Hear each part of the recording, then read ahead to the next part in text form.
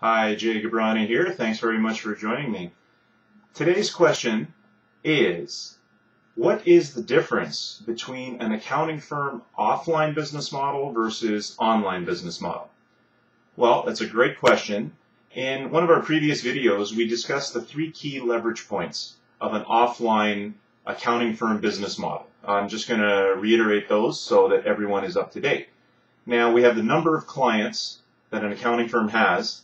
We multiply that by the number of hours worked on any one client assignment.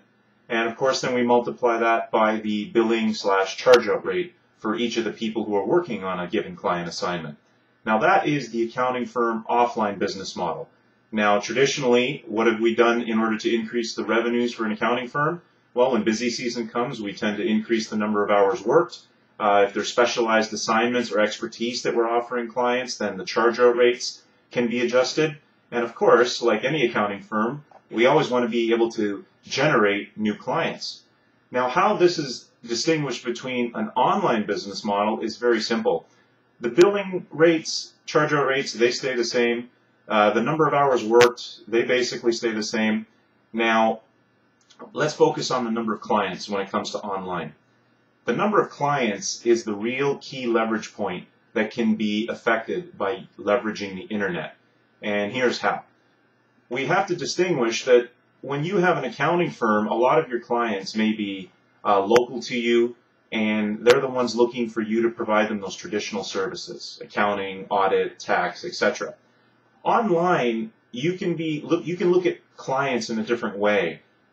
Online, you can look at clients in a way that they're looking for information and education from you. There's so many accounting firm partners who have specialized expertise that lots of entrepreneurs, lots of clients out there, or potential clients, they want to receive that type of information. They want to receive that education.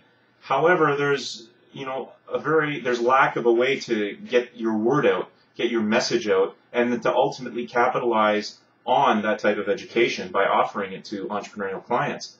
That's where the internet comes in. There's two things I'd like you to recognize, and that's what will equal that number of clients leverage point. The first thing is the number of leads you can generate.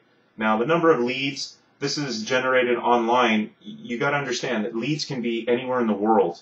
As long as they're interested in what you are teaching and what you have to say, they can be anywhere. These are not clients that you're looking to ultimately generate accounting, audit, and tax service for. These are clients who you want to educate. So the number of leads multiplied by what I'll call the conversion rate. The conversion rate is once you reach them through the internet, and we'll discuss that in another video, how you reach them. But once you reach them online, then there's a certain percentage of them that will opt in, and they will basically put their hand up. They'll give you their name, their email address, so that you can send them more follow-up information. When you look at those two key metrics, the number of leads multiplied by the conversion rate, that is what will equal the number of clients online. So whereas an accounting firm may have, 100, 150 clients, online it's quite easy to add a zero. Why is that? Because you're not providing them the traditional accounting, audit, and tax type of services. You're providing them education using the internet.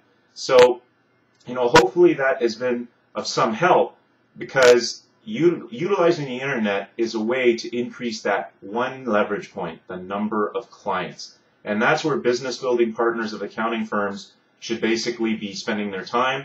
They should focus on that. And the nuts and bolts of using the internet, that certainly has to be outsourced, or you have someone specialized in-house.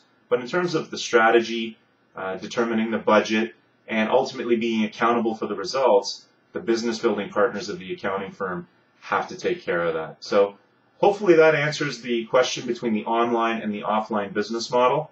Once again, if you'd like to get more tips and insights, I am hanging out at my blog. You can catch me there at www.boostaccountingreferrals.com. Thanks very much. Jay Gabrani signing off. Take care.